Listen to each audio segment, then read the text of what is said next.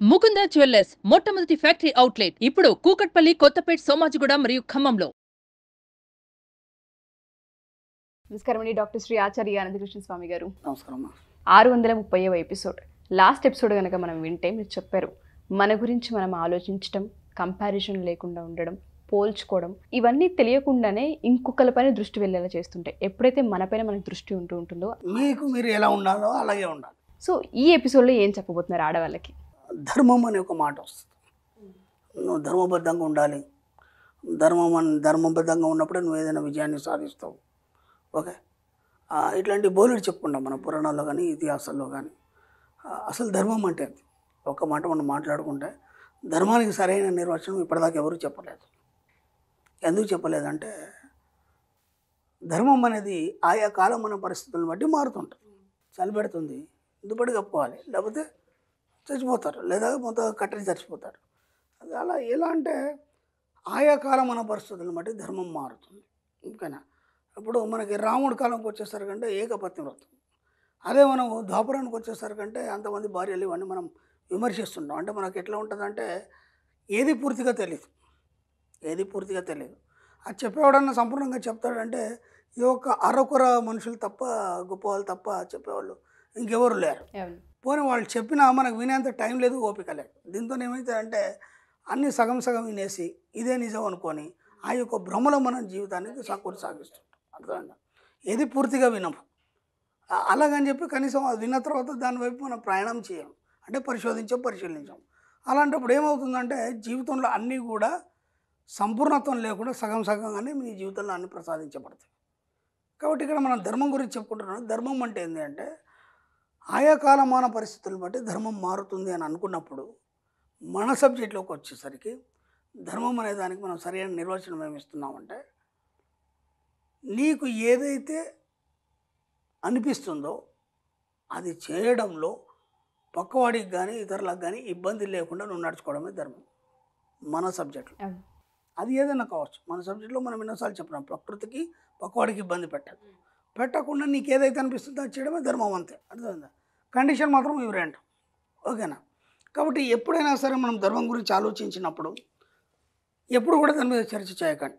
ఎందుకంటే మనకి ఎన్నో అనుమానాలుగా ఉంటుంది. మన జీవితం ఎప్పుడు కూడా ఏంటంటే అనుమానాలతో కూడుకొని మన జీవితాన్ని కొనసాగిస్తుంటాం. ఇది ఇలా చేయొచ్చా, చేయరాదా, చేస్తే తప్ప కాదా. ఇప్పుడు నేను మన సబ్జెక్ట్లోకి వచ్చిన తర్వాత బోలెడు చెప్తుంటాను నేను, మీరు ఇలా ప్రవర్తించాలి. ఇంతకుముందు కూడాను నీకు నువ్వులాగా ఉండడం అది ధర్మమే.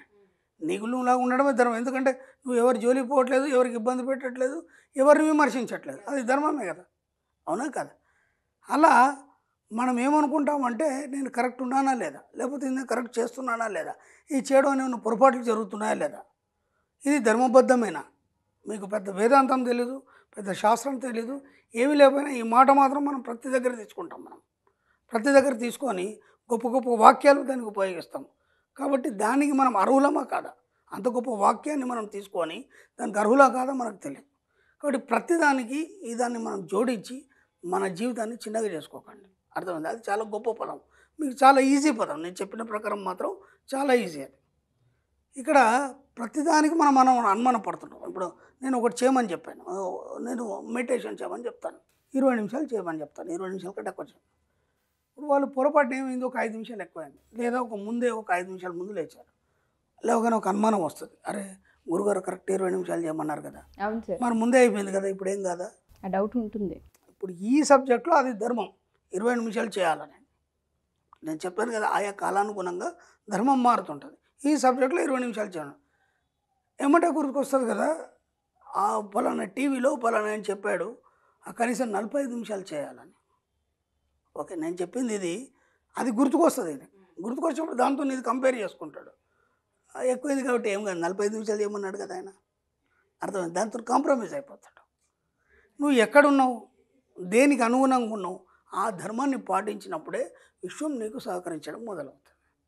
కానీ నువ్వేం చేస్తావంటే నీ అనుకూల కోసం, నీ సానుకూలత కోసం నువ్వు దీన్ని కంపేర్ చేస్తావు. అర్థమైందా? ఇది అయిపోయింది. డబ్బు, సంపద, ఐశ్వర్యం గురించి నేను కొన్ని సూచనలు ఇచ్చాను, అలాగే ఎన్నో మీకు అఫర్మేషన్స్ ఇచ్చాను. అఫర్మేషన్ చేసేటప్పుడు ఒక పదం దొరుకుతుంది, లేదంటే ఒక దాన్ని మర్చిపోతాం. అయ్యో ఇది ఇలా అయింది కాబట్టి అది కాలేదేమో, లేదా ఇది 2 సార్లు చెప్పాను కాబట్టి ఇలా అయిందేమో. నీకు నువ్వే దాన్ని నిర్ణయించుకోవడం. అర్థమైందా? దాంట్లో ఇది ధర్మబద్ధంగా చేశానా లేదా, మళ్ళీ ఒక ఆలోచన దానికి. ధర్మబద్ధంగా చేశానా లేదా, చేయలేదు కాబట్టి నాకు ఇలా చెడు జరిగిందేమో. అర్థమైందా? నేను మన సబ్జెక్టులో ఎన్నోసార్లు చెప్పాను, ఎలాంటి అనుమానాన్ని ముందు తీసేయండి. ఇది ఇలాగే చేయాలి, అది అలాగే చేయాలి, ఇది ఇలాగే ఉండాలి, అలాంటిది ఏం లేదు మన సబ్జెక్టులో. మీకు ఎలా ఉండాలనుకుంటే అలా ఉండండి, మీకు ఏం చేయాలనుకుంటే అది చేయండి. ఏది తప్పు కాదు, ఏది ఒప్పు కాదు. అర్థమైందా? మన సబ్జెక్టులో మంచి చెడు అంటూ ఏమీ లేవు. అర్థమైందా? ఎందుకంటే మన సుప్తచేతన మనసుకి మంచి చెడు అనేది తెలియదు. అర్థమైందా? విశ్వానికి మంచి చెడు అనేది తెలియదు. అర్థమైందా? మరి మంచి చెడు తెలియకపోతే మరి పరిస్థితులు ఎలా అంటే, నీ ఆలోచన విధానం మంచిగా ఉంటే మంచి చేస్తుంది, చెడు ఉంటే చెడు చేస్తుంది. అంతే సింపుల్. అంటే నువ్వు ఇలా ఉన్నావు, ఈ కారణం ఏంటి నీ జీవితానికి అన్నప్పుడు దానికి నీ యొక్క ఆలోచన విధానమే నిన్ను అలా తయారు చేసేది తప్ప విశ్వాన్ని తప్పు పట్టడానికి లేదు, ధర్మాన్ని తప్పు పట్టడానికి లేదు. అర్థమవుతుందా? కాబట్టి ఎక్కడైనా సరే ఇలాంటి పదాలు వాడే ముందు వాటన్నిటిని మీరు త్యజించండి. ఎందుకంటే దానికి మనకి జీవితానికి సంబంధం లేదు. అర్థమైందా? కాబట్టి విశ్వంతోనే కనెక్ట్ అయినప్పుడు ఈ సబ్జెక్టులోకి రావాలన్నప్పుడు ఎలాంటి తప్పులు మీకు ఎలా ఉండాలనుకుంటే అలా ఉండండి, ఏం చేయాలనుకుంటే అది చేయండి. 2 కండిషన్లు మనం ప్రకృతి పక్కవాడికి ఇబ్బంది పెట్టుకుంటే అదే ధర్మం. సో ఈ ఎపిసోడ్లో చిట్కా ఏదైనా ఆడవాళ్ళకి? మీరు రోజు చెట్లకు నీళ్ళు పోస్తారు కదమ్మా. చెట్లు అంటే బాగా ప్రేమిస్తారు కదా ఆడవాళ్ళు. పువ్వులు, చెట్లు ఇవన్నీ చేస్తారు కదా.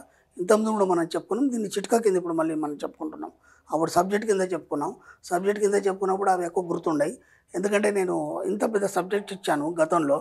చివరిలో చిట్టి తంత్రాలు ఏవైతే చెప్పానో అవే ఎక్కువ మంది పట్టుకున్నారు. దాంతో నాకు భయం అయింది. ఎందుకంటే ఆ తంత్ర మార్గంలో నాకు తెలిసి గతంలో తాంత్రికుడు కొన్ని చెప్పాను. ఈ చిట్కాలు మాత్రం తంత్రాలు కావు. ఇది బాగా గుర్తుంచుకోండి. ఇది కేవలం మన సబ్జెక్టే.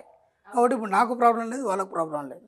కాబట్టి ఈ చిట్కాలు ఎక్కువ పట్టుకుంటారు. ఇప్పుడు ఈ సబ్జెక్ట్ ఇప్పటిదాకా కిందదంతా పక్కన పెట్టేసి ఇవే పట్టుకుంటారు. అయినా పర్వాలేదు, వీటితోనే సరే వారికి డబ్బు సంపద వస్తుంది. కాబట్టి మనం మార్చాం, తంత్రాల నుంచి ఈ సబ్జెక్టు చిట్టాలకు మార్చాం. రోజు నీళ్లు పోస్తుంటారు చెట్లకి. చెట్లను బాగా ప్రేమిస్తుంటారు.